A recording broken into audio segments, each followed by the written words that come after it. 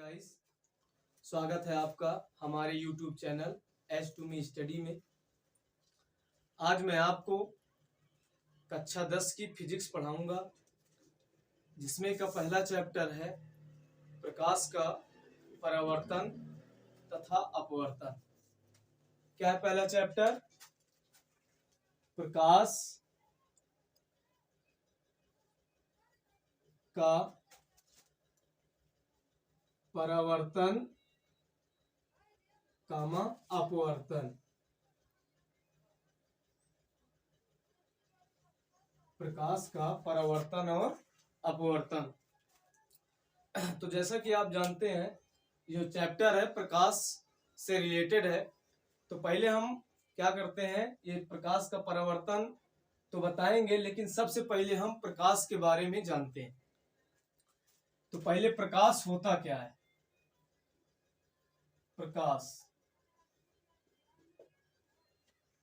तो प्रकाश क्या होता है? प्रकाश एक प्रकार की ऊर्जा होती है जो हमारे आंख में क्या करती है, संवेदना को उत्पन्न करती है, जिसके कारण हम क्या करते हैं, वस्तुओं को देखते हैं। ठीक है, एक बार फिर से, प्रकाश क्या है? एक प्रकार की ऊर्जा है। प्रकाश क्या है? एक प्रकार की ऊर्जा है, जिसके कारण क्या है, हम वस्तुओं को देख पाते हैं। ठीक है,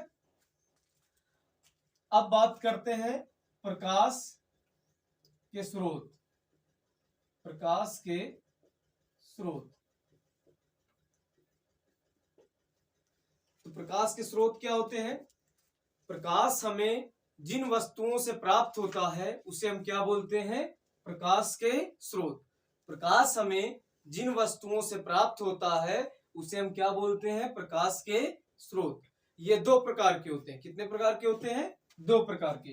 नंबर एक, दीप्त प्रकाश स्रोत। दीप्त प्रकाश स्रोत। दूसरा नंबर होता है अदीप्त प्रकाश स्रोत। क्या होता है? अदीप्त प्रकाश स्रोत। दीप्त प्रकाश स्रोत क्या होता है? वे वस्तुएं जिनमें स्वयं का प्रकाश पाया जाता है उन्हें क्या बोलते हैं? दीप्त प्रकाश स्रोत। एग्जाम्पल है इसमें का सूर्य। क्या है? सूर्य। एग्जाम्पल सूर्य। दीप्त प्रकाश स्रोत क्या होता है? जिनमें स्वयं का प्रकाश पाया जाता है उसे बोलते हैं दीप्त प्रकाश स्रोत। जैसे सूर्य, सूर्य में क्या होता है? स्वयं का प्रकाश पाया जाता है। अदीप्त प्रकाश स्रोत क्या होता है? जिनमें स्वयं का प्रकाश नहीं पाया जाता है वो क्या होता है? अदीप्त प्रकाश स्रोत। जैसे चंद्रमा, आप लोग जानते हैं कि चंद्रमा में किसका प्रकाश पाया जाता है? सूर्य का प्रकाश पाया जाता है। किसका प्रकाश? सूर्य का। अब बात करते हैं प्रकाश के गुण की। प्रकाश के क्या क्या गुण हैं? ठीक है, प्रकाश के गुण।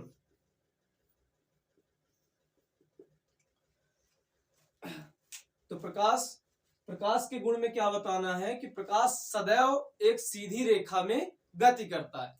क्या है? प्रकाश सदैव एक सीधी रेखा में गति करता है। जैसे आप कोई टार्च लें और टार्च को जब ऐसे जलाएंगे तो एक सीधी रेखा में वो गति करेगा। ठीक है, अब उसके बाद में प्रकाश की जो चाल होती है वो होती है 3 गुणे 10⁸ मीटर प्रति सेकंड होती है। ये दूसरा गुण हो गया। पहला गुण क्या है कि प्रकाश एक सीधी रेखा में गति करता है। दूसरा क्या है कि उसकी जो चाल होती है 3 गुणे 10⁸ मीटर प्रति सेकंड होती है।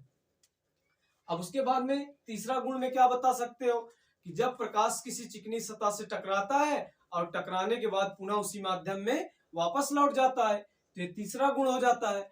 और चौथा गुण में क्या बता सकते हो कि जब प्रकाश किसी एक माध्यम से दूसरे माध्यम में प्रवेश करता है तो वह अपने मार्ग से विचलित हो जाता है या अपने मार्ग से भटक जाता है। तो चौथा गुण हो गया। बहुत से गुण है। फिर अब बात करते हैं प्रकाश से संबंधित प्रकाशिक माध्यम। प्रकाशिक माध्यम। प्रकाशिक माध्यम क्या होता है? प्रकाश। अब बात करते हैं प्रकाशिक माध्यम की। तो प्रकाशिक माध्यम क्या होता है? प्रकाश जिन माध्यमों में प्रवेश कर जाता है उसे क्या बोलते हैं हम? प्रकाशिक माध्यम।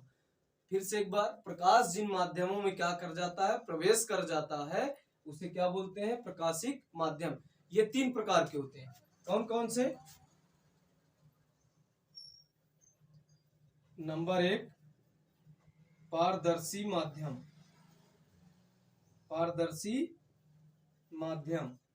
नंबर 2 पारभाषक, पारभाषक माध्यम। और नंबर 3 अपारभाषक माध्यम, अपारभाषक माध्यम। पारदर्शी माध्यम क्या होता है? जिनमें क्या हो जाता है, प्रकाश आर पार चला जाता है। जिन वस्तुओं से क्या होता है, प्रकाश उनके आर पार चला जाता है, उन्हें बोलते हैं क्या, पारदर्शी माध्यम। जैसे एग्जांपल के तौर पर कांच ले सकते हैं आप। कांच में जब आप लाइट मारेंगे तो उसके आर पार चला जाएगा। जल ले सकते हैं आप, ठीक है। पारदर्शी माध्यम में कांच ले सकते हैं, जल ले सकते हैं। एक बार फिर से, पारदर्शी माध्यम क्या होता है, जिन माध्यमों से क्या होता है, प्रकाश क्या हो, आर पार पूर्ण रूप से चला जाए, उसका पूरा का पूरा भाग उसके आर पार चला जाए, वो क्या कहलाता है, पारदर्शी माध्यम। अब बात करते हैं पारभाषक माध्यम की। तो पारभाषक माध्यम क्या होता है, प्रकाश का जब कुछ भाग उसके किसी वस्तु के आर पार जाता है, प्रकाश का कुछ भाग जब किसी वस्तु के आर पार जाता है तो उसे क्या बोलते हैं, पारभाषक माध्यम। इसमें एग्जांपल पर, जैसे कोई घिसा हुआ कांच ले लें आप, कोई कांच लें, उसको घिस दें, और घिसने के बाद क्या, उस पे लाइट मारे तो जो लाइट है उसकी जो किरण होगी उसके आर पार बहुत कम मात्रा में जाएगी, उसे क्या बोलेंगे, पारभाषक माध्यम। एक और एग्जांपल ले सकते हैं, तेल में भिगोया हुआ कागज। आप कोई कागज लें, उसको तेल में भिगो दें, उसके बाद उस पे जब टॉर्च मारेंगे तो प्रकाश का कुछ ही भाग उसके आर पार जाएगा। तो एक बार फिर से, प्रभाषक माध्यम क्या होता है, जब प्रकाश का कुछ भाग उस वस्तु के आर पार जाता है तो उसे क्या बोलते हैं, पारभाषक माध्यम। एग्जांपल में क्या कर सकते हैं, घिसा हुआ कागज, घिसा हुआ कांच, घिसा हुआ कांच। और ले सकते हैं क्या, दूसरा क्या बताया मैंने, तेल में भिगोया हुआ कागज। अब बात आती है अपारभाषक माध्यम की। तो सिंपल सी बात है कि अपारभाषक माध्यम में प्रकाश उस वस्तु के आर पार जाता ही नहीं, उसे क्या बोलते हैं, अपारभाषक माध्यम। मतलब जिन वस्तुओं के आर पार प्रकाश बिल्कुल नहीं जाता है उसे बोलते हैं अपारभाषक माध्यम। जैसे कोई लकड़ी ले लो आप, ठीक है, कोई लकड़ी ले लो, कोई दीवार हो, उसके आर पार मारो तो प्रकाश बिल्कुल उसके आर पार नहीं जाएगा, ठीक है। तो ये भी एग्जांपल हो गया। अगर आपको ये वीडियो अच्छी लगी हो तो चैनल को सब्सक्राइब और वीडियो को लाइक और शेयर करना न भूलें। अब इसी चैप्टर के साथ इसमें का कुछ टॉपिक छूट गया है, तो मिलते हैं आपसे नेक्स्ट वीडियो में। धन्यवाद।